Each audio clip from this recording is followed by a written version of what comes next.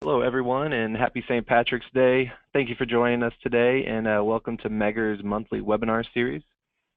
Today's topic is battery testing and maintenance as per NERC PRC-005 guidelines. My name is Jamie Smith and I'm the digital marketing specialist for Megger North America, and I'll be acting as your moderator for today's presentation. I'll be supporting you on any technical issues or questions for our presenters and panelists today.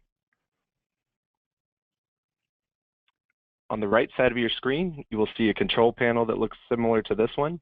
You could submit questions at any time during the presentation by typing in the box highlighted in red, and I will read those questions out later during our Q&A segment at the end of the webinar. And just FYI, all webinar attendees will receive one PDH or 0.1 CEU just for attending today. You will receive this in an email within about 2 business days after the webinar ends today. That email will also include a copy of the PowerPoint presentation and a link to the recorded video of the webinar if you'd like to watch it again or share it with your colleagues. Remember, you can ask questions at any time during the presentation and they will be answered after the webinar ends. We'll have a 30-minute Q&A session. Okay, and our presenter today is Volny Naranjo, and he's our Senior Applications Engineer for Megger. Also joining Volny at the end of the webinar as part of our Q&A panelists are Robert Foster, Megger Applications Engineer, and Andy Sagel, Battery Product Manager. Okay, let's go ahead and get started. Thank you for joining us today, Volny. Thank you, Jamie, for the introduction and the presentation. Well, thank you also, everybody, for attending this webinar. If you feel alone, you are not. Right now, we are reaching the 500 attendees, and we have 1,000 registered people. So feel free to ask as many questions as you want through the webinar system. We'll be answering those at the end. It will be an interesting discussion if you ask several questions, so you're welcome to participate. So we are here today to talk about battery testing, and there's a main reason for that. The batteries are the heartbeat of a substation. Nothing works in a substation without a DC system, and they just sit there and they are expected to work in the critical moments, and if they don't, the critical situation can turn into a serious problem. However, batteries die very easy, or die easy, and they can die fast if we don't properly maintain them.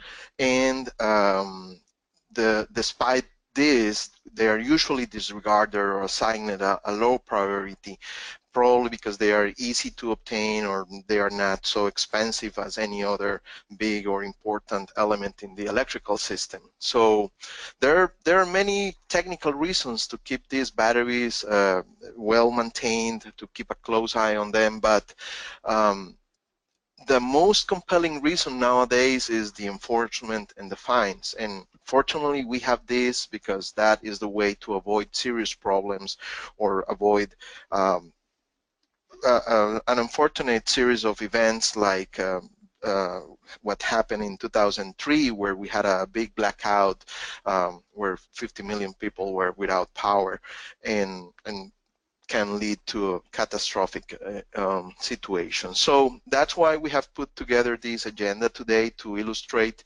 you on what is enforced, what is required, and what other tools you have to properly maintain the batteries, and to provide a kind of a comprehensive information for you to start working on that, or keep working on that.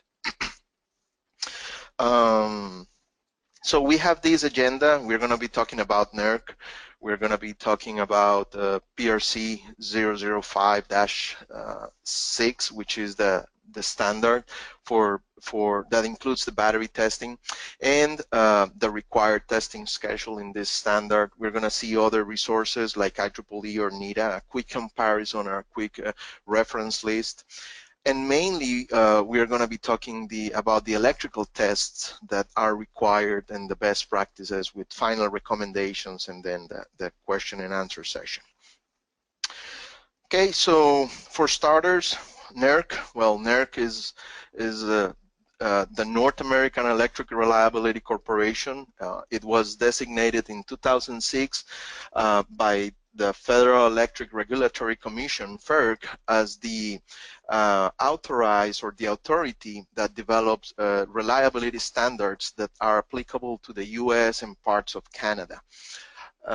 These reliability standards define all of the requirements for planning and operating the electrical bulk power system, just to have the system always operating and avoiding any issue. And it doesn't cover only batteries. It really has 14 standard families, and within those families there are many documents. The one that talks about specifically about batteries is called PRC-005. And as we're going to see in further details, that is not only for batteries, it's for other, it's for the protection system, but it includes the batteries. One very important thing about this NERC standard or regulation is that they are enforceable, and they can even fine the company for violating these requirements. So they can ask you to rectify any issues, or they can fine you up to $1 million per day per violation. This is depending on a table that I'm showing here, and there's two criteria to define the fine. There's a violation risk factor that you can see on the left column of the table, and this is the expected or the potential impact of the violation of our requirement to the reliability of the bulk power system. It's basically a pre-violation assessment. So each requirement will have a certain category of violation risk factor, and once the requirement is violated, it will be evaluated by the authority to determine if it was a lower or moderate or high or severe violation, but they are also pre-established already, and within that established level you have a range, and that from that range is that they will define the money that you need to pay for that violation per day. And batteries are already pre-located, or they are already defined in the severe limit or in the severe level for as a medium violation risk factor. So any violation to this standard from or related to batteries will represent a fine in between $10,000 or up to $335,000. So this is, again, one of the compelling reasons for all of us to be here and to be sure that we can avoid all of these issues. Going into the details of the standard, well, as I said, that the standard is called PRC-005. It has passed through several versions or revisions. The one that is enforced and is current or effective right now is PRC-005-6. The previous one was 2I, but that was removed, or that was superseded by this one like a year ago. So the purpose in this document or in this standard is to implement or to ask electrical companies to document and implement a maintenance program for all of the protection systems that will have an effect on the reliability of the bulk electric system, with the purpose to keeping them in working order. So the document also defines who needs to comply with this. The owners of transmission and generation, they definitely need to comply with these if they are connected to the bulk electric system. And some distribution providers, especially those that have under frequency or under voltage load shedding protection, they also need to comply with this. Now there's other criteria there more specific criteria. These are like the general criteria. There's one specific criteria that protection system facilities that work on systems of 75 MVA up from 100 kilovolts or above. So there's some specific details. Obviously, this is covering just the basics, and we encourage you to review those documents to be more informed about this.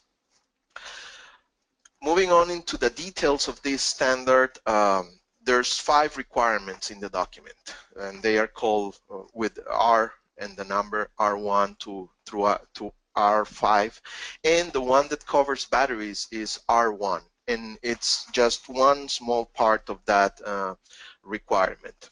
Before getting to the details of that requirement, it is important to mention that the standard also includes compliance, a chapter which shows who is the enforcement authority, how you need to keep evidence of the testing, or how do you need to organize that information, how the compliance monitoring assessment process will be, and it also has this table of violation severity level, what I was mentioning before in a previous slide. And here you can see that I have highlighted the importance or where the batteries are assessed or already evaluated as a severe violation severity level. So the entity's maintenance program failed to include applicable station batteries in a time-based program, which is part of the requirement. So this is a screenshot of the standard, specifically of the requirement that we're talking about. Again, this is the main requirement is that the entity shall establish a protection system maintenance program for all the protection systems, including automatic reclosing and sudden pressure relaying. These 2 last items were one of the additions in the latest revision.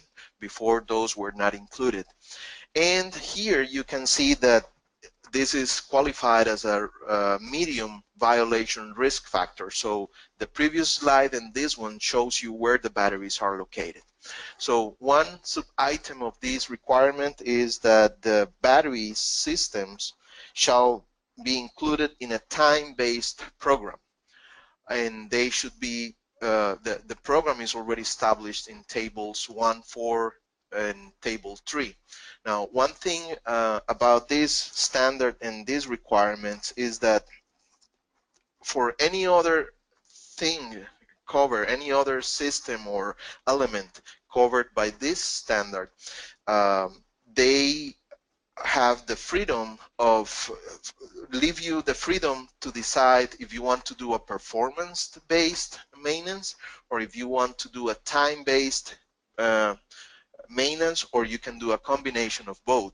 However, for the batteries, it is already established that you need to do what they indicate in this standard. So on certain way, it's pretty easy to follow. You already have there what it's required and its minimum requirements compared to other standards. So the main thing is to review these tables, this time-based program, which was developed based on regular standards that the industry has for battery maintenance. So table 1.4 is really like 5 tables. They go, or 6 tables, they go from A to F. And the very first table, table A, 1.4A, is for vented lead-acid batteries. Here we can see that there's 3 periods in which you need to perform maintenance. And the very first one is every 4 calendar months. Every 4 months you should verify the station DC supply voltage. It's a basic multimeter measurement.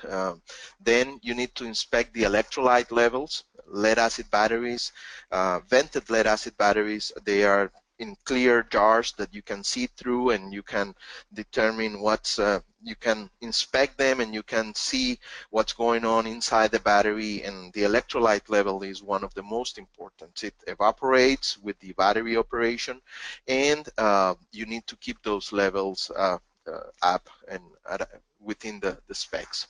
And another inspection that you need to run every 4 calendar months is to inspect for an intentional ground. So DC battery systems, they are floating systems. They are not supposed to be grounded. Any ground in the system will cause current circulation, which means that the battery is operating, and this is not good for the battery. Batteries in substation applications, they are meant to be sitting there. They don't like to work. They're just there for very special occasions. So you don't want the battery to be draining current through ground. So this should be inspected. And all of this should be documented. It's not just going there to the substation and verifying that everything's fine and then you go home. No, you need to document this, and this has to be properly archived and maintained in a database system that you can show whenever NERC comes to do audits, because that's how they will find out if you're following things or not. And audits is the main thing with NERC. They want to see that you are doing the job and that you are maintaining your system. So 4 calendar months, very basic measurement. Then every 18 calendar months, you do again a voltage verification of the float voltage of the battery charger. You also need to verify the battery terminal connection resistance, a basic low resistance ohm meter or digital low resistance meter, to verify this. Also, you need to verify that there's battery continuity. You want to be sure that the battery is not open or is not short-circuited. So a basic multimeter measurement as well can give you this value. It's just a confirmation that there's a circuit across the battery. And this is also verified with, confirmed with battery intercell or unit-to-unit connection resistance, basically a strap resistance measurement. And it's also a very basic measurement, but it's very important because it will give you very important information about the condition of each cell, or if you are probably causing a problem on a specific cell. Then they want you to inspect the condition of all the cells where they are visible. As again, they are clear jars, so they must be visible or pretty easy to inspect. But sometimes, depending on the installation, you are not going to be able to see those through them. And so they offer you the possibility to perform ohmic measurement of ohmic values, which is one of the electrical tests that we're going to be talking in detail here, because it's one of the important tests, electrical tests here. You also need to inspect the physical condition of the battery rack, and this will cover all of your 18 calendar months inspections.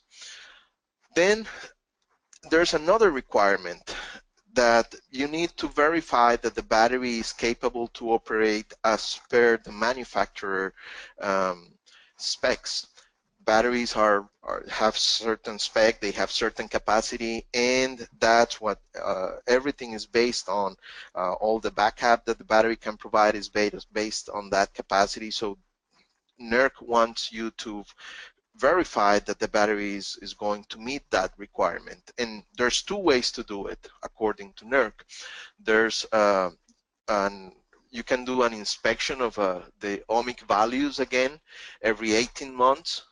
And if you or if you don't want to do that and you want to do a different test, you can perform or run what it's called a performance test or modified performance test, which is also known as a discharge test or a capacity test. So This is something that you need to define when setting up when preparing your maintenance program. And once you decide what you are doing, you need to keep doing it. And probably I don't have details on what if you want to change the method, but you need to keep documentation of all of these tests for the audits. And this discharge test can be done every 6 calendar years. I guess, I don't know if I mentioned that, but so you can do 18 calendar months of internal ohmic values, or a discharge test every 6 calendar years. Okay, the next table is pretty similar to the previous one. It is for the valve-regulated lead-acid batteries, VRLAs. You have the same schedule, 4 months. Well, you have one more period there, 6 calendar months, 18 months, and then you have the verification of the capability of the battery to perform as the manufacturer's specs. In these batteries, you don't have clear jars. You have a jar. Usually they are I don't know, depending on the manufacturer, gray or orange, or well, so you won't be able to see through the battery. The electrolyte is still lead acid, but it might be in a form different than a gel, so there's no different than a liquid, so you really cannot inspect the electrolyte level. So that's why it's not in the 4 calendar months inspection. And because of this, because you can't see through the jar, you need to use another method to try to determine what is going on inside the battery. So that's why this table includes the 6 calendar months, asking for internal ohmic values. So this is a requirement to perform every 6 calendar months this type of test on these batteries. And every 18 calendar months, you have basically the same verifications or the same measurements as for the lead acid batteries. And if you take a close look to those, mainly is to verify that there's a good operating circuit through the battery. 3 of those tests will confirm the same thing, that you have a continuity, that you have a good path for current to flow through the battery. And then you have also, there's the requirement to verify that the battery can perform as the manufacturer specified. And again, you have 2 options. You have the ohmic measurement every 6 calendar months, or a discharge test every 3 calendar years. The periodicity is lower. You have, or it's higher. You have, instead of 6 years, every 3 calendar years, because again, you can't see through these batteries and they might deteriorate faster. And one important thing to highlight here is that if you do the calendar, the discharge every 3 years, it doesn't mean that you don't have to do the internal ohmic values. You still need to do the internal ohmic values every 6 months, but whenever you hit the 3 calendar years, that's when you have the option to run the discharge test or keep doing an ohmic test. So in these batteries, you need to do both tests, the ohmic and the discharge test. Okay, the next table is table 14C, and this is for nickel cadmium.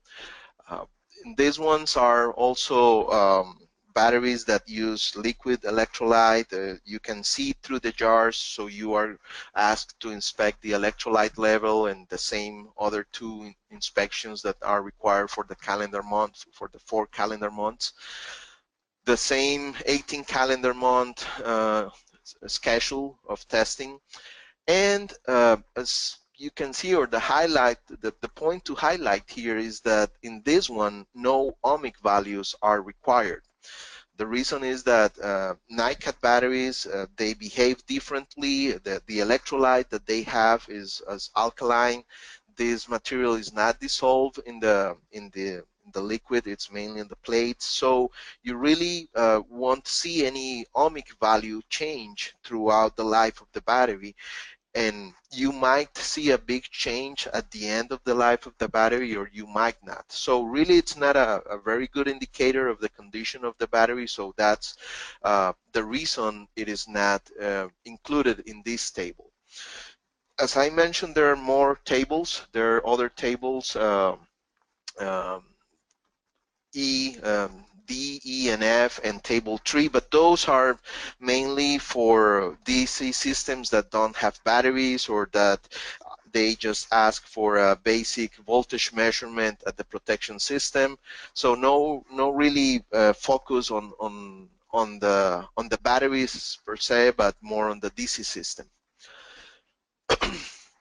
As I mentioned before, there's other resources. IEEE and NETA standards are the main resources for battery testing recommendations, and NERC mainly took all of the recommendations of all these requirements from these standards, and obviously they are going to be more comprehensive.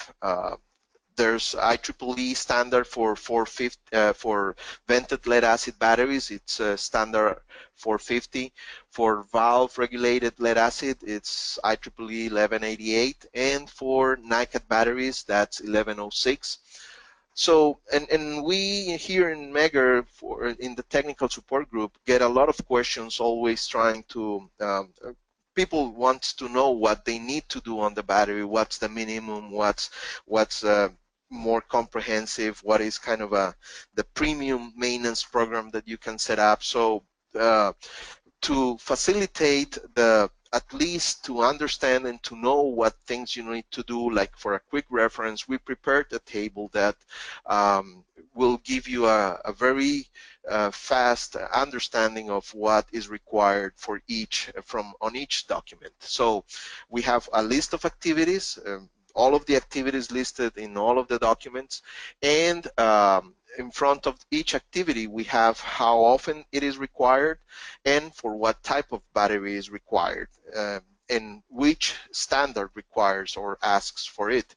And the way we identify each of the documents is IEEE standards. It's identified with an I. The N will indicate NETA standard, and P will indicate the NERC requirement for PRC-005. So this is the table. Of course, here is a little bit jammed, but we can provide these tables and kind of more detailed tables or easy to read tables if you contact us. This shows, for example, the float voltage measurement at the battery terminal. So you can see here IEEE requires that for vented lead acid batteries and valve regulated batteries. Monthly, and obviously triannual or quarterly, and NERC, as we were saying, it requires that every 4 months. It's also required in NETA every 18 months or yearly. Yearly. So this table will indicate you pretty quickly what are the requirements in all of the standards, and of course there are some notes. You can see some numbers here associated to one standard. So we have a table with footnotes, and for example, for this previous one, cell-to-cell terminal connection resistance, it has number 6.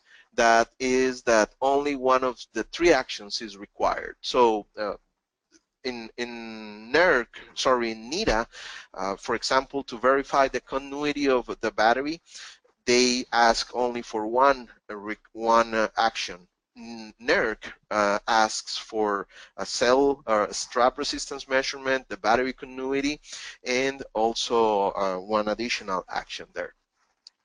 So this will help you a lot, and as I said, we can provide these tables if you contact us. Okay, so now we know what is required. So let's see what are the main things to do. The 2 main electrical tests: the ohmic measurement and the capacity testing, which are the true test, that the two tests that will tell you the most of the information about the battery and some best practices. Remember to submit your questions so we can help you at the end of the session with the panelists that we have here. So feel free to ask. Okay, so ohmic measurement. Every type of battery, every type of construction, we just mentioned the VLA, the VRLA, the NiCad batteries, they will have a characteristic ohmic value. A battery is nothing else than an electric equipment, and any electrical equipment you can model with a network of resistances, capacitances, or inductances. And in this case, there's one model for the battery. We can see it here to the right of the slide. And if you measure across the terminals of this circuit, of course, you're going to get an ohmic value. And it's all we mention, or it's included, or is mentioned in the standard as ohmic value because that will depend on how you measure it. Any method you use to measure it, if you measure under good testing practices, it will allow you to characterize this battery or this cell, and will allow you to trend the value. And any change in the ohmic value is it's a direct indication of the change in the health condition of the cell. So that's why it's a test that is recommended in the standard and the 3 documents that we have for reference, and it's one of the main drivers for action, to take any action on the batteries, because you can evaluate batteries very easily with this. As a general rule of thumb, when the ohmic value increases, when the resistance or the impedance increases, the capacity of the battery will be reduced. However, there's no direct correlation for capacity calculation, so you need to be careful when making conclusions, and you need to investigate further. There's 3 different methods to obtain this ohmic measurement. You can use conductance, you can use resistance, or you can use impedance. And one thing is that the results are not directly comparable.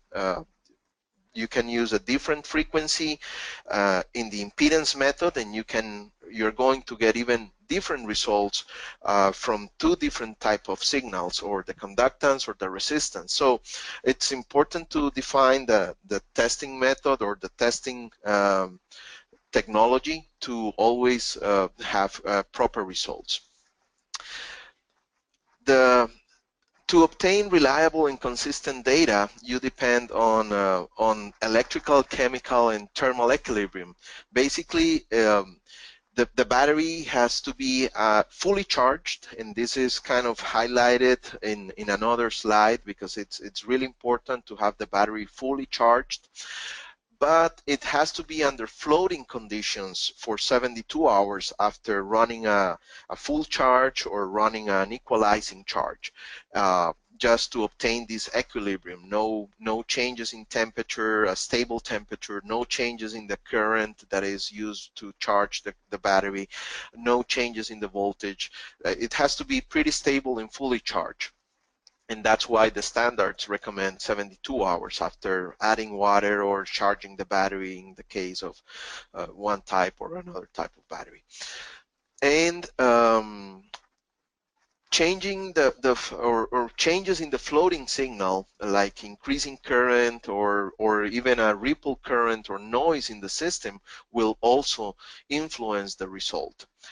If once you have verify that you don't have any of these issues in your measurement, and you obtain a value, you can determine that there's a degradation when there's a significant change in or a variation or a deviation from a baseline value.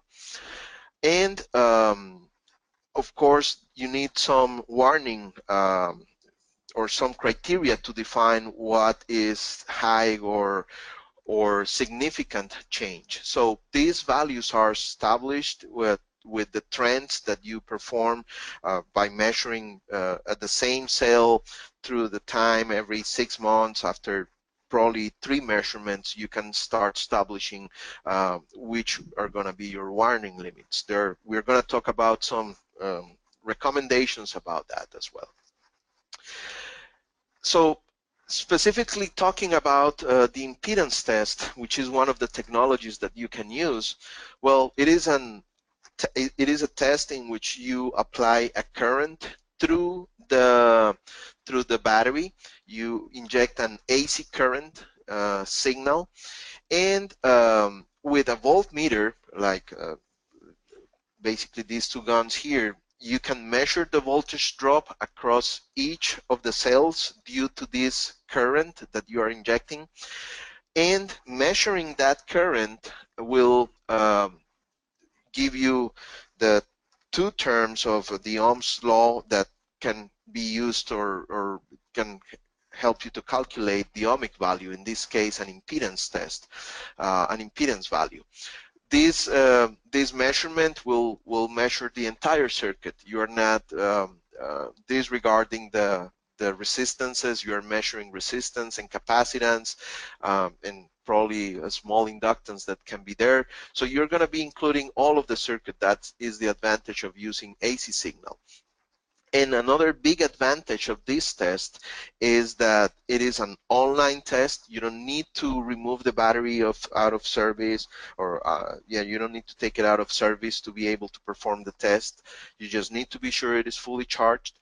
And this test doesn't load or stress the battery. You're not affecting the battery by any means with this test. So it's totally no-sieve test. It won't do anything on your battery, and will give you very good information for to determine the health of the battery, the health condition. And due to the nature of the test and what it is being done when you perform this test, there's the advantage that you can get other values from this test. So in addition to getting the ohmic value, you get the voltage of each cell, the float voltage also of the entire string. You can get the float current of this entire string. You can get the ripple current, and although this is not one of the requirements from NERC, it's a very important parameter, because ripple current can be harmful to your battery.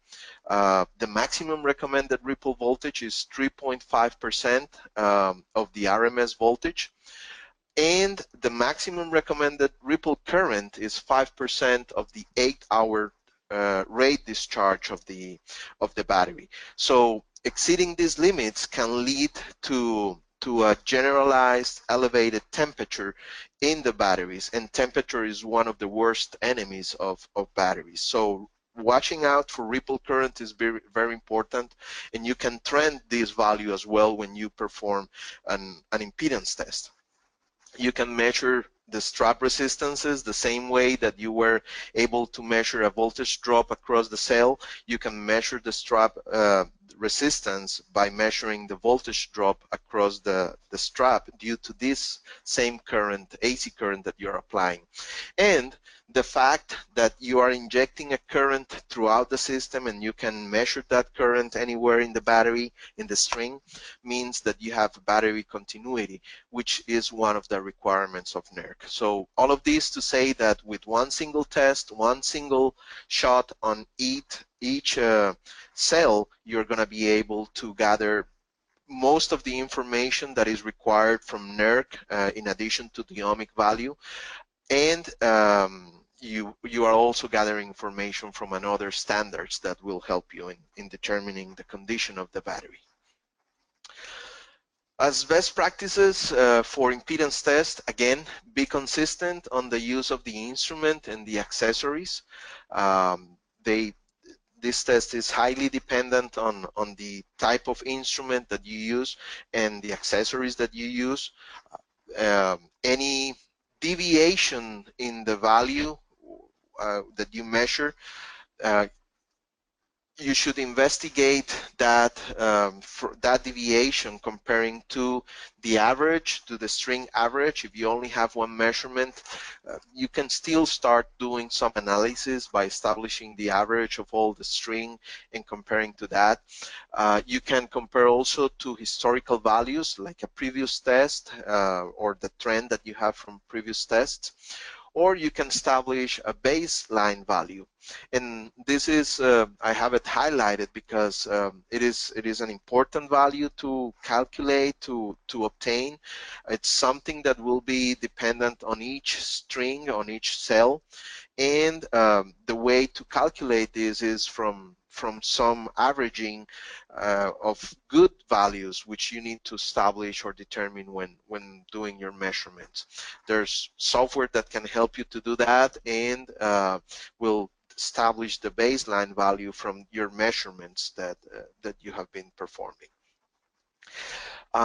Also, for the best practices, again, the battery should be fully charged. If there's any deviation, again, from the values that you are obtaining previously, you want to verify that the floating signal is not too high, the current signal, the float current is not too high, the battery is not charging at that moment, or that there's no noise or ripple in the system. If there's any instrument change, or if there's any temperature change from the previous measurement. Here in this slide to the right, I have like some examples of what can happen if your battery, let's say if you are using two different instruments, or instruments that are applying two different signals to obtain the result. So you can see in this very first one that instrument A provided this value for each cell, and instrument B gave you these results. It's more than probably 50% of change, and that is, if you are not aware of that you are using a different instrument, you might think you have a problem in the battery. That's one of the consequences of not using the same type of instrument and accessories. And the battery, the charge level of the battery is also important. Here you can see a battery fully charged in red for each cell, and the same battery slightly discharged. It was left without any charging signal for like 1 day or 2 days. It was naturally discharging without any load, and you can start seeing some changes in the impedance values there. So these things will definitely affect your results, so that's why we put them as best practices to always keep them in mind. Below in this table, in this slide, you can see a table where you can get some suggested percentages to use as flags for impedance testing. As I was mentioning before, you can compare within the same test, within one single test, you can compare to the average. So for example, for VRLA batteries, it will be 5%. If the cell changes 5% from the average, that kind of triggers an alarm and asks for more investigation. If you have a previous test, you are looking for a change not higher than 2%. And if you have a baseline value, if you already established a baseline value, you are looking for a change not higher than 20% from that baseline value. And here in this slide, you can see the result for each cell graphed in percentage, graphing the change in percentage from the average. So for example, in this slide, in this graph, you will investigate farther for cell number 1, cell number 3, cell number 9. They are really above the average, which is 5% on a VRLA battery. So these are the suggested values, the industry suggested values for this type of test. And also we recommend you to define your own criteria from all of the testing, and after really knowing the battery. One advantage is that you might have the same battery across the system, so you can gather a lot of information about the same type of battery or cell, and this will give you very good criteria to define your warning levels. Okay, so the next test is the performance test. The performance test is a test, is really a discharge test, a test in which you discharge the battery in a controlled manner with the only purpose of obtaining the capacity of the battery, how much energy the battery can store. The capacity is also the ability of the battery to deliver current at a specified rate. So this means that you need to use a constant current or you need to use a constant power to perform the test. This capacity is a nameplate value. It is expressed in amperes hour. And for example, an 800 amp hour battery means that the battery can deliver 100 amps for 8 hours. Nominal rating is usually 8 hours. There are some other countries or manufacturers that use 10 hours or 5 hours. The most common here in the US is 8 hours.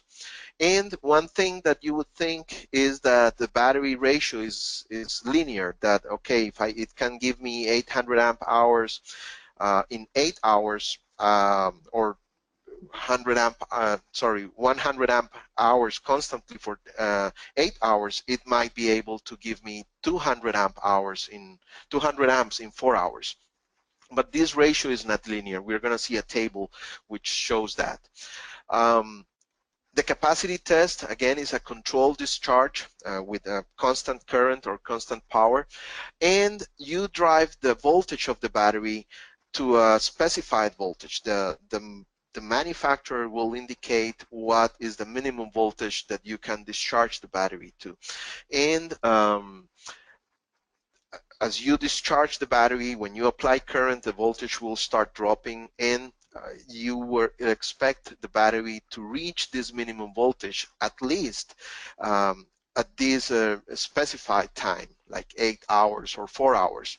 And if the battery doesn't reach that time, it gets to that minimum voltage before completing the specified time, the capacity is reduced, and there's a formula to calculate that value. There's 3 types of tests that you can run to determine the capacity of the battery. You can do an acceptance test, which is basically the test that you run at the beginning of the life of the battery, usually 6 months into the installation of the battery, or at certain point before 2 years of the battery. Then you can run the performance test, which is after 2 years of the battery, to determine if the battery started deteriorating, or how is the capacity behaving on the battery. The modified performance test is another type of test in which you still calculate the capacity. You can get that value, but you also check that the battery is capable to meet the duty cycle that you have in the substation. So there's very specific procedures on how to perform these tests, and they are established in the IEEE standards that we mentioned before in a previous slide, and we encourage you to check those standards, or you can talk to us and we can provide you further information on that. So one thing about the capacity testing is that it is the only test that can get you the true condition of the battery. Impedance testing will give you some, or ohmic values will give you some indication, a very good indication of the health of the battery, but it will never tell you what's the capacity value of the battery. So the discharge test or the capacity testing is the only one that can give you the true condition. And it's probably an overall indication of the string, not of each cell. That is the advantage of the ohmic measurement, that it can tell you what is the condition of each cell.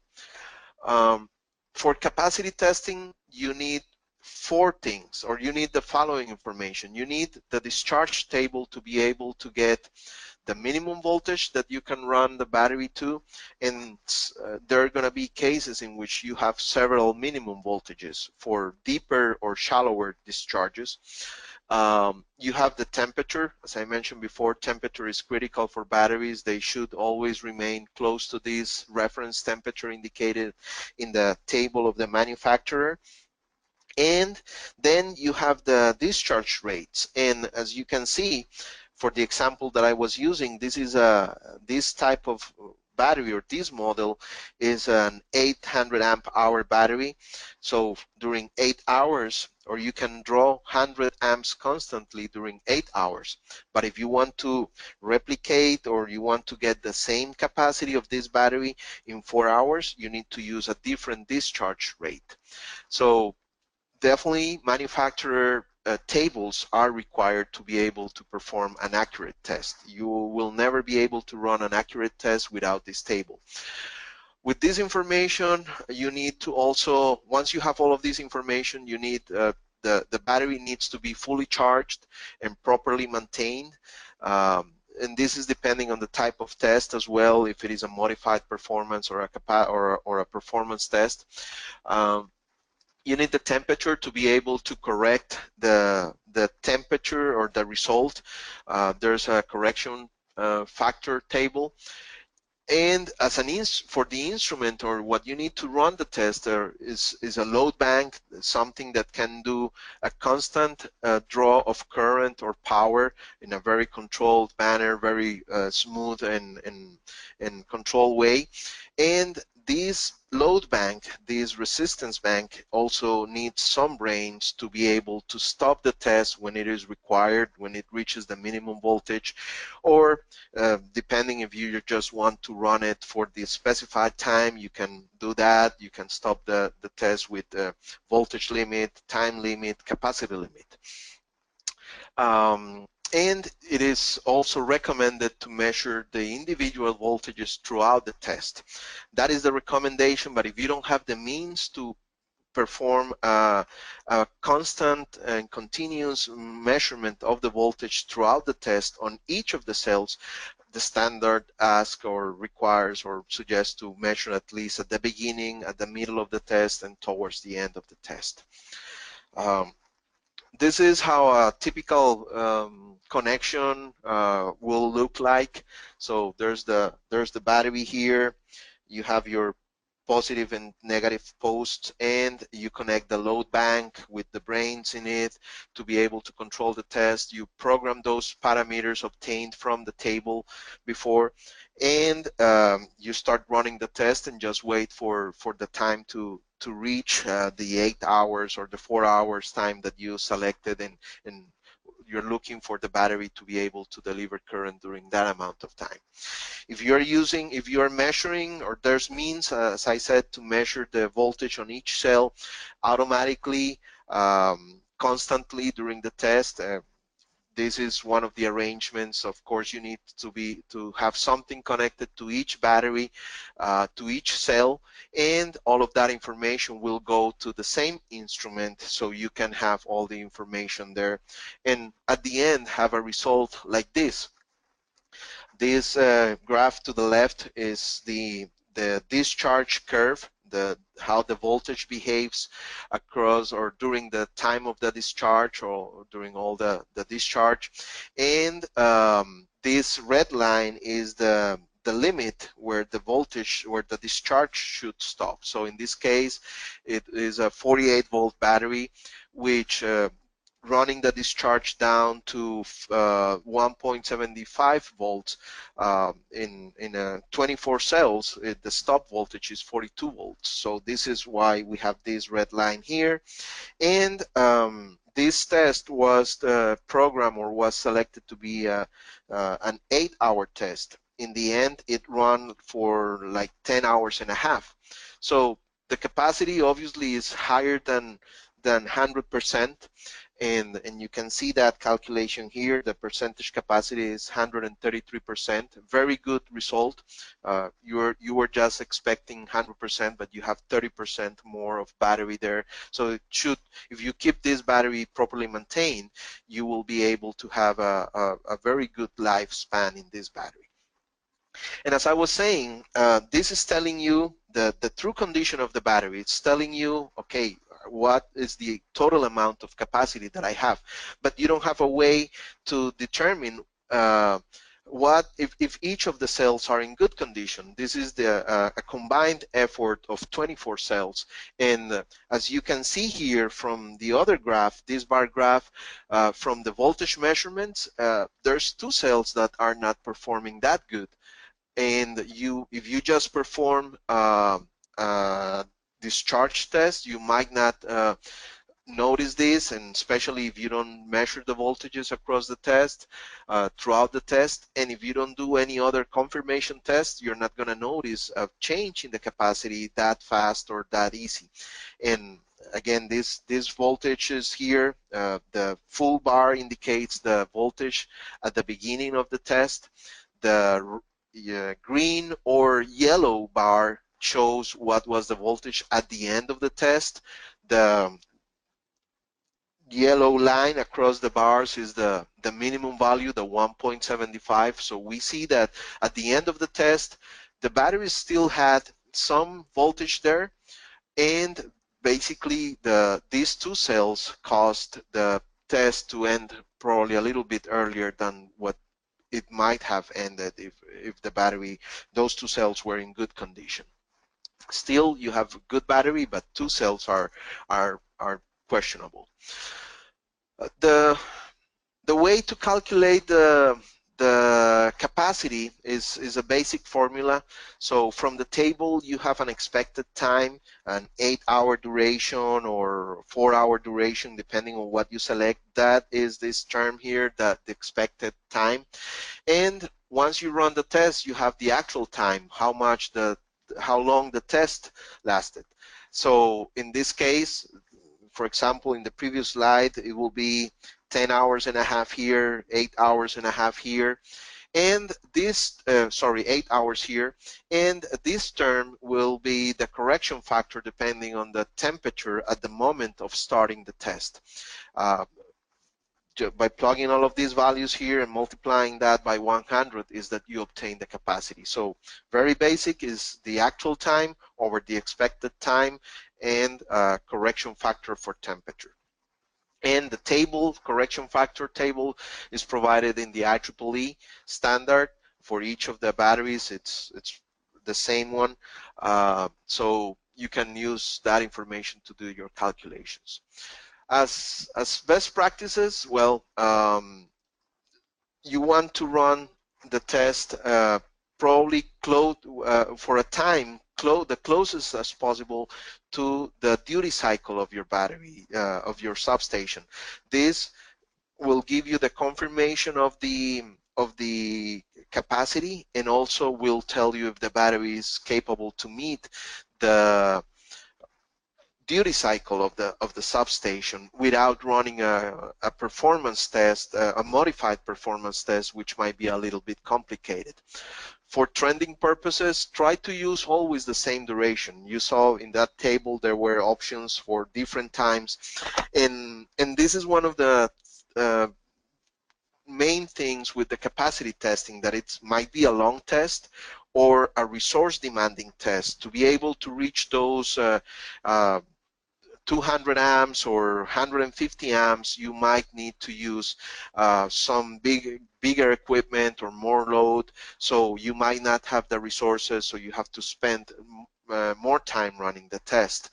And that's why it's a test that it's not that perform that oftenly. In addition, that it affects a little bit the life of the battery. It's one cycle that you're taking out from the battery, but mainly because what it represents, the battery has to be offline.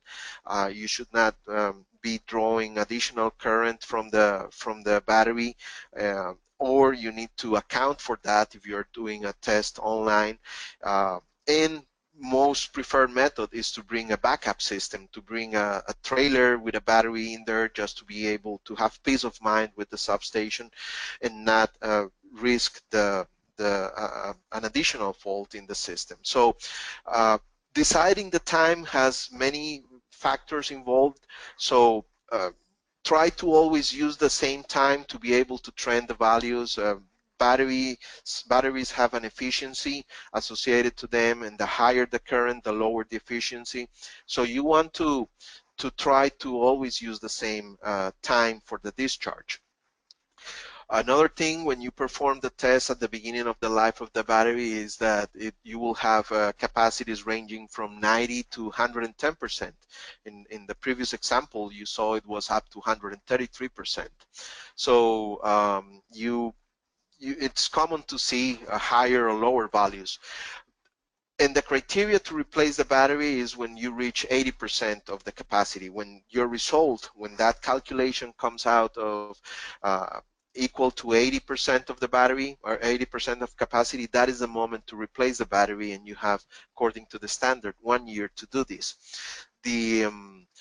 Also, an additional recommendation is when you reach 85% of the capacity, you start monitoring the battery closer. You probably increase the periodicity of the testing, so you can try to determine when it is reaching, or if it is reaching faster the life of the battery.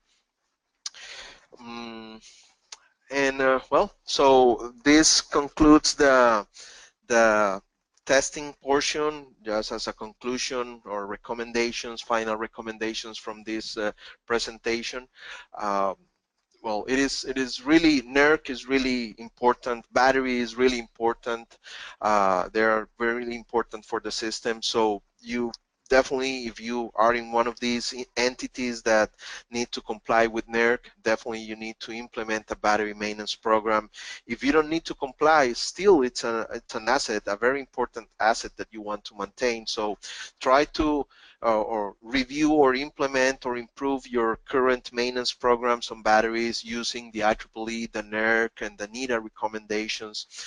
As a minimum, you need to comply. If you are obliged to comply with NERC, you need to follow these minimum requirements indicated in the tables that we showed today. If you need to comply, be prepared. Keep the documentation. It's not just about having the program in place. It's about keeping the information and keeping the records to be able to demonstrate that things are being taken care of. And on the electrical side, the kind of a general statement that you can conclude here is that no single test will provide you the real condition of a battery.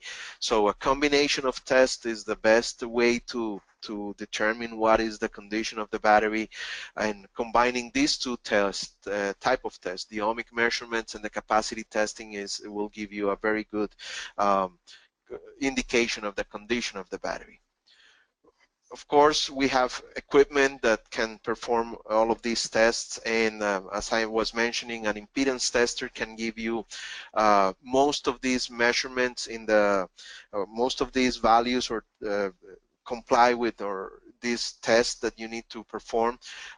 By 2 or by 2P, they can measure the ohmic value, the voltage of each cell, the float voltage, and the current of the entire system.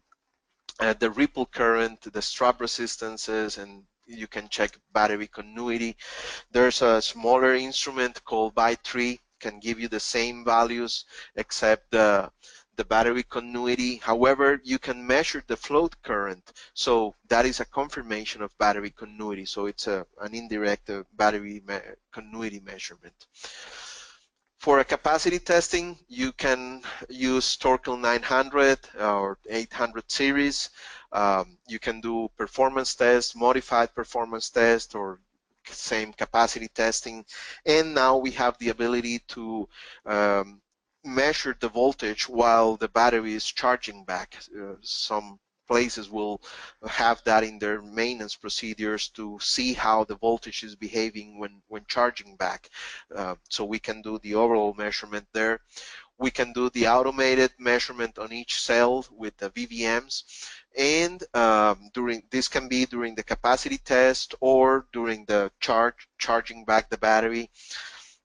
And as mentioned at the beginning, NERC requires you to have all of this information very well documented and very well organized. So we have also a software, PowerDB software, that has default forms, or you can customize your own forms. You can create your own forms for NERC compliance.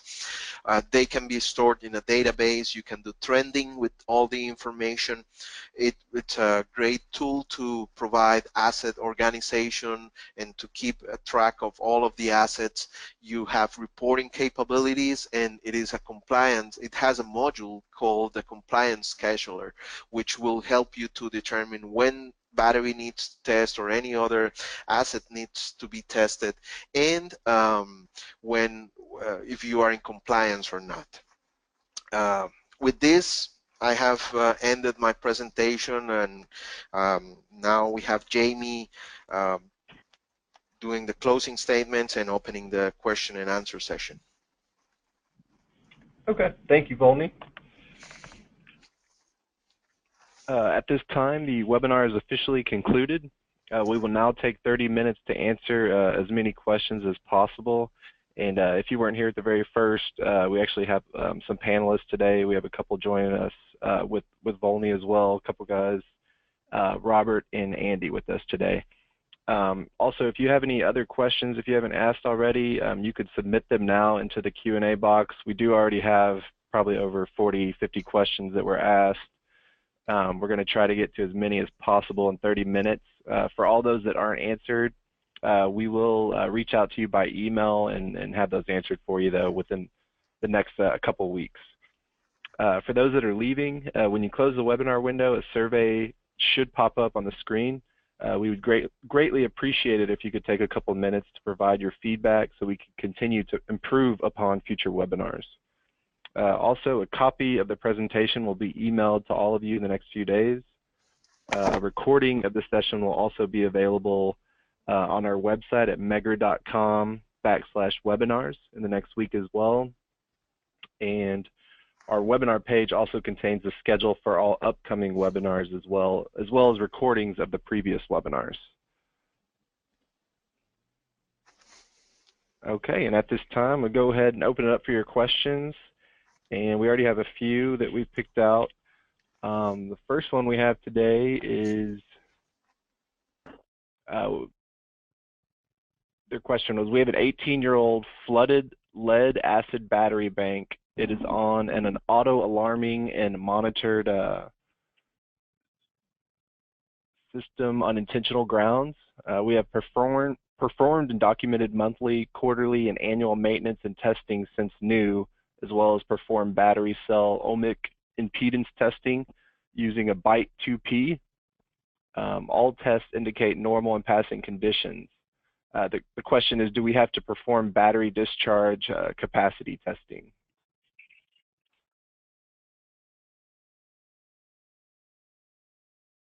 Okay, and well, I can start answering the question, and probably Andy can help me also with this question. If you have been doing all of these testing, definitely you have been doing things correctly. One thing that I didn't mention at the beginning is that batteries have a definite lifetime span, so they will die, and usually they are designed for 20 years or 10 years, and battery temperature conditions will indicate you or will affect how the life of the battery will behave. And but if you have been keeping them in very good condition, and all of the measurements with byte are not showing any deviation, you might have a good battery still, but anyway, they will die, and 18 years old is pretty close to the end of the life of a battery. I don't know, Andy, if you have something to add there.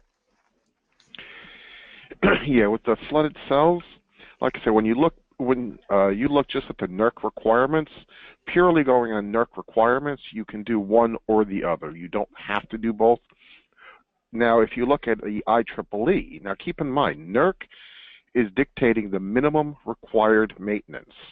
If you look at the IEEE standards, they'll actually suggest you do both.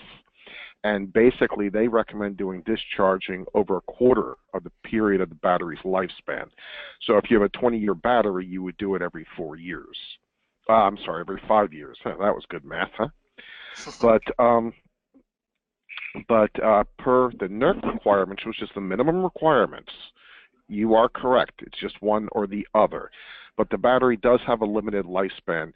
And with a flooded lead-acid cell, typically when it starts approaching end of life, you will see a change of about 50 to 100% on your ohmic tests from the baseline value. That is a typical measurement.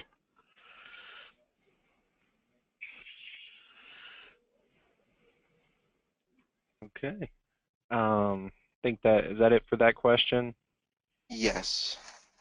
All right, I'll go ahead and move on to the next one. Next question, in table 1-4, the last row for the 18th month calendar or 6 calendar maintenance intervals, can you elaborate on how you interpret the end of the first paragraph, which states, verify that the station battery can perform as manufactured by evaluating cell measurements of battery performance against the battery baseline? And they said more specifically, how do you interpret the battery baseline, and can you recommend how to define a proper baseline? Okay. Baseline is actually one of the most, I would say, misunderstood items that you can get into when you delve into the world of ohmic testing. All baseline is a reference value. It's your starting point, okay? You will hear people say you can go to a battery manufacturer and get a baseline value. And if you look at the VRLA data sheets, you may even see them on there. IEEE does not recommend using those values. The reason is basically because different ohmic testers will provide different values because it's not an absolute measurement. It's a relative measurement. And by that, what I mean is we're comparing the reading we get today to the one we got previously and seeing how much it changed. If I take 3 different ohmic testers, they're going to test using different signals and at different frequencies. So each one, if I measure the same battery with each one, I get 3 different measurements. So you don't know what type of instrument the battery manufacturer used. Also, typically they perform testing on what's called a green battery, meaning it hasn't completed formation yet. When secondary batteries are manufactured, they don't have a charge. They have to be charged or go through formation. Typically, when you receive them, they're green. So they have to actually stay on float for a period of time before they achieve full capacity. All right. So IEEE recommends you establish your own baseline parameters.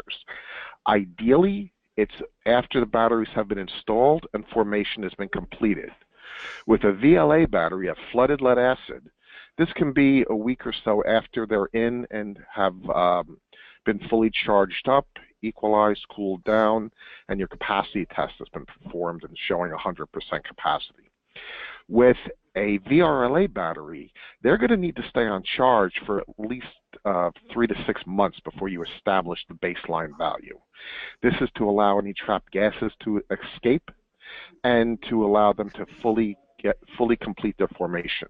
A gel cell can take up to a year before it's actually fully formated.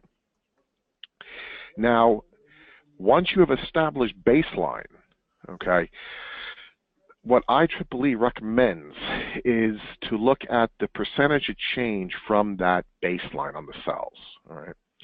And they're going to say anything that's considered a serious change should be looked at, all right?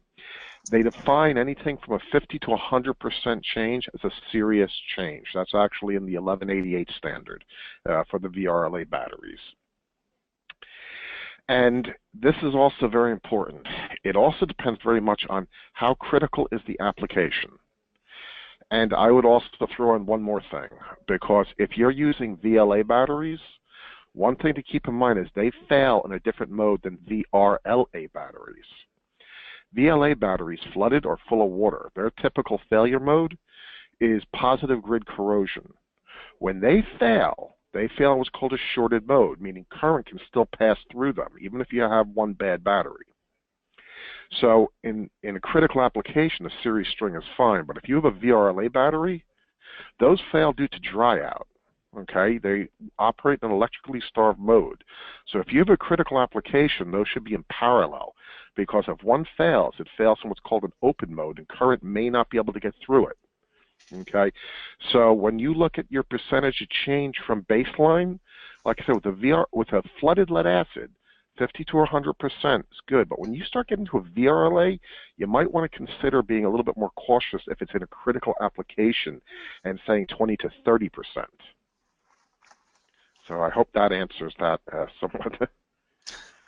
Okay. Thank you, Andy. All right, on to the next question. How do you create a load to perform the discharge test?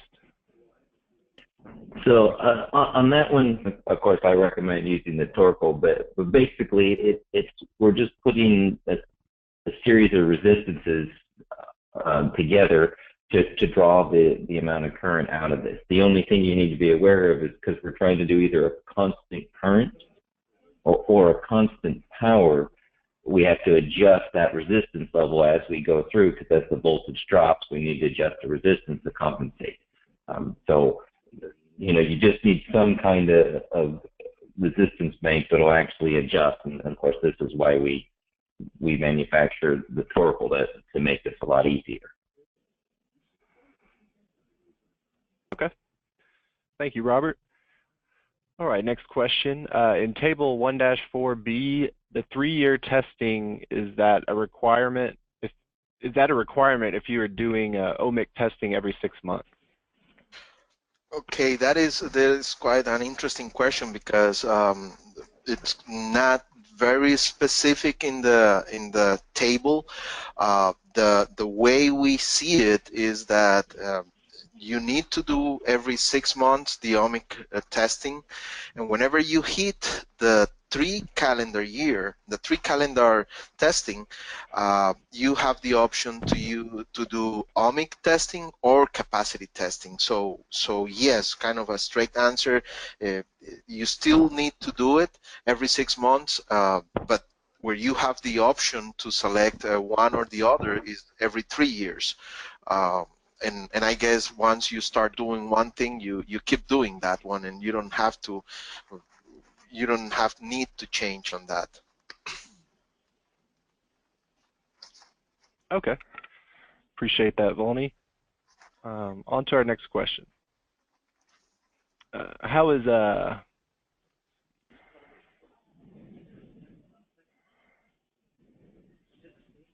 is battery continuity verified specifically, and does it require removing the battery from service? Now, the batteries do not have to be removed from service. If you want to do a direct measurement of battery continuity, now keep in mind what continuity basically is saying that I can get current through this string. Okay, I have a continuous path. So, well, if you're using the byte 2, it's very simple, because when you hook up the transmitter injects a 10 amp signal through the entire string, and it doesn't have to come offline to do that. So that's actually part of that test to do. Okay, that's probably the easiest way to verify that. Otherwise, if you don't do that test, you would have to make the argument that the batteries, if you do a capacity test, they obviously have to have continuity, or they're going to fail that capacity test. And you can also take the argument that if you're doing a full Ohmic test, if there's an open somewhere in the string, you're going to find it. Okay, but again, the direct measurement of it is to inject the current directly through the entire string, which is very simple with the byte 2 to do that. It's actually part of the test. Okay, thank you, Andy. Next question. On the discharge test, what we have to do when one cell has reached the end voltage earlier than the other cells before this test is complete? So So basically, what's going on is you're doing an overall drawdown of all the individual cells, and of course, some are going to draw down earlier than others. And so, what's important to remember is you don't want to, like as we had in our example, pulling down to 1.75 volts per cell. You don't want to just stop the test when one hits 1.75 volts. You want to hit it when the overall average cell voltage is 1.75. So some, when you stop the test, might be at 1.8, some might be at 1.6, but you want to keep going until basically, you say if you have 60 cells, you have 60 times 1.75. You want to measure the overall battery voltage and keep going until that average cell voltage is 1.75. Okay, thank you, Robert. On to the next question. For VRLA, if you continue to take ohmic values every 6 months, you are not required to ever do a discharge test, correct? Okay, this question is similar to the one I answered before. As I said, it's not very specific there. From if you read the table as it is, the interpretation you can give to that is that definitely you need to still do ohmic testing every 6 months, and just every 3 years you define if you want to do ohmic testing or a capacity test. But every 6 months, the way we are seeing it is that you need to still do it every 6 months. Okay, thank you, Volney. Next question. Our battery chargers have ground detectors. If there are no ground alarms on the charger, is that enough to satisfy the verify for an unintentional ground requirement, or does this have to be verified by a meter? The actual standard doesn't define exactly how you have to do this. So you have the liberty of defining how you're going to do it. If you have a ground detector, that can be fine. But one thing you have to do is you have to document that you've checked it and that there's no indication of a ground fault. And obviously if you don't have one, you want to double check that, you just take a meter and measure from each side to earth and see if they're equal within the requirements.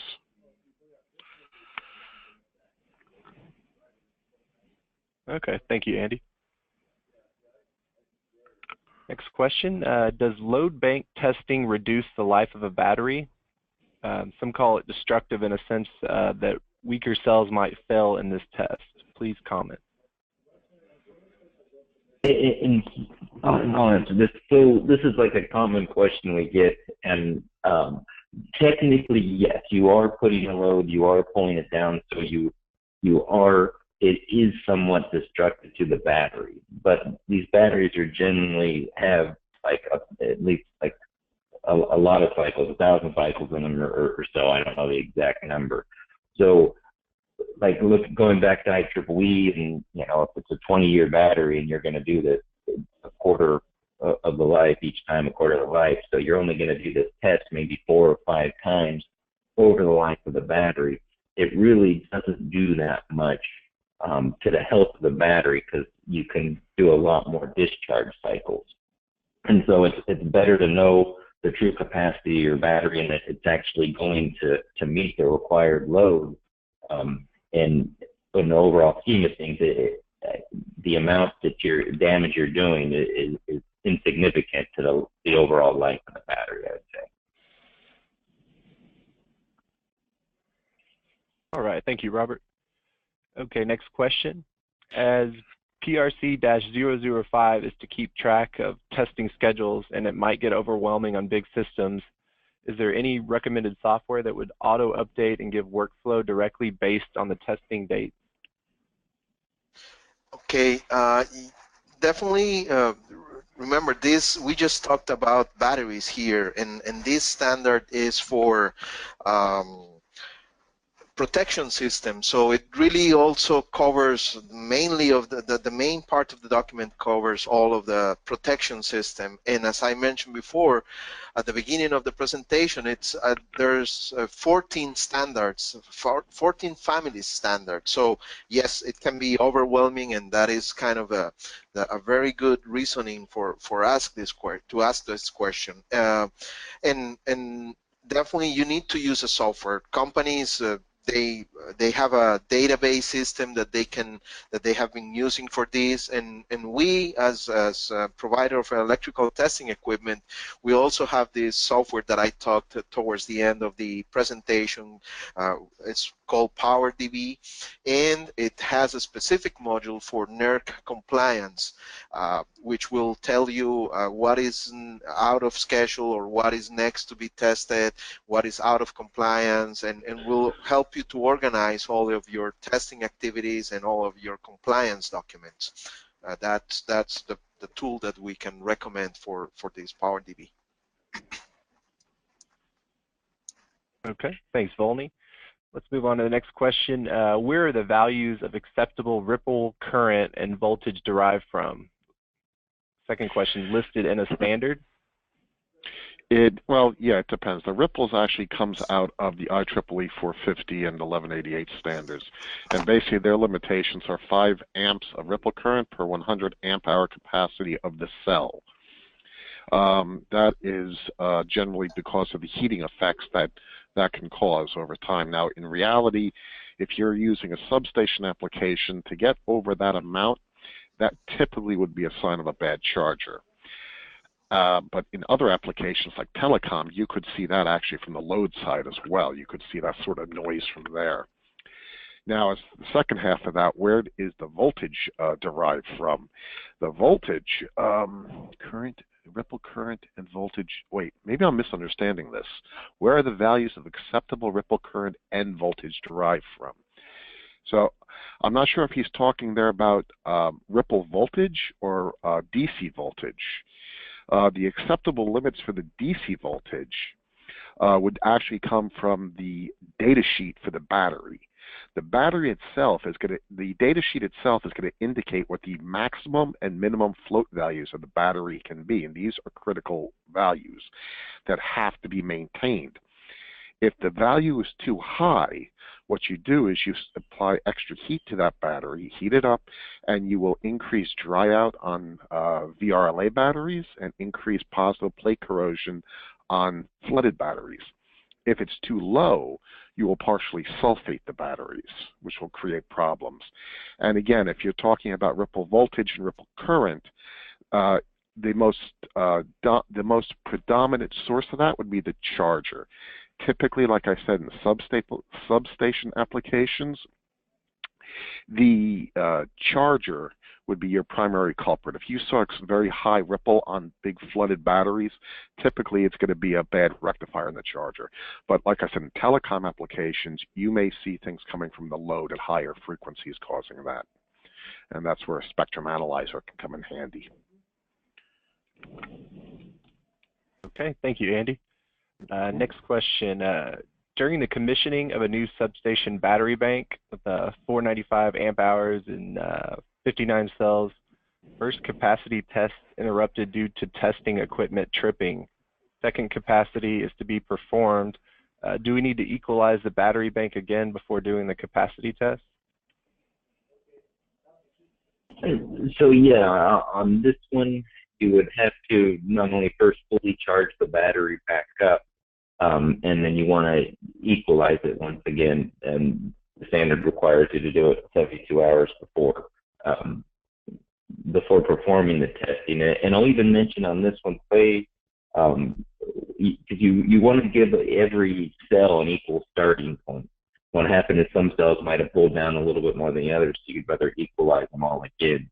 And same thing if you went through and you did a test and you had to jumper out cells and replace them eventually, you'd actually want to go through and recharge and equalize and perform another test on this. So you always want to start off with a fully charged battery and equalized battery before you go through and perform your testing there. The only thing I'd say is if you're, for some reason, your testing equipment did trip, you actually are allowed one stop within your testing for either 10% of the total test time or 6 minutes, whichever is less. And so generally with the testing, we usually end up being 6 minutes. So if you did have that and you could stop it and go through and fix the issue within 6 minutes or 10% of the total time, you could continue the test if you needed to. Okay, thank you, Robert. All right, I think we have time for about 2 more questions. Next one is, according to the manufacturer, we have different hours and the current needs to be drawn to access or to assess capacity of battery. What is a NERC recommended value for duration? Is 8 hours the recommended one typically? Really, NERC doesn't recommend any time. This would be more oriented to what you have in the system. If you have enough time to have a battery out of operation 8 hours, I would definitely recommend running the 8-hour test. Kind of is the nominal the rating, and as I said, batteries might have some efficiency issue there with depending on the level of current that you use, which will obviously impact the time of the test. So you would like to run the 8-hour test, but if you don't have that amount of time, you have more resources, well, the expectation is that the tables from the manufacturer will provide that equivalency in between the discharge time, the discharge current, and the discharge time. And actually, that is something that you might want to verify or confirm running a test for 1 hour and later on running a test for 8 hours and see if you obtain the same capacity. That is something that we are also working on here. We're writing a paper on that. We're going to be presenting that on BATCon, and that is something to confirm with the manufacturer and find out the best time for you the time duration to discharge the battery. But there's no specific recommendation from NERC or from the other standards. Okay, thanks, Volney. All right, last question before the time is up. Where did you obtain the percentage values for comparison of baseline ohmic readings? Well, this one, we have been doing this test for a very long time. We have some big experience on this, and after investigation and running different type of tests and looking into tests from customers, we have developed this standard or these values. Probably Andy can elaborate a little bit more on this. He has more experience with this testing. Yes, those values, those are the recommended starting values, and they are basically based upon our experience and based on several things such as criticality. Is when we look at a flooded battery, a flooded lead-acid VRLA, because of the way they fail in a shorted mode, okay? So you can get current through. Now, so IEEE will tell you, 50 to 100% is a significant change in impedance that needs to be investigated, okay? When you look at VRLA batteries, they fail in an open mode. So when they fail, if you don't have a parallel string, you want to be cautious with them. So typically we're looking at 20 to 30% on those. Now IEEE will still tell you that a significant change is 50 to 100%. So again, these are starting values. As you go along with your battery string and you start accumulating data and start trending it, you'll see the patterns and really get much more familiar with it. And you may decide, based on your particular string, to change that. But these are what we found to be very good, solid, and safe starting percentages.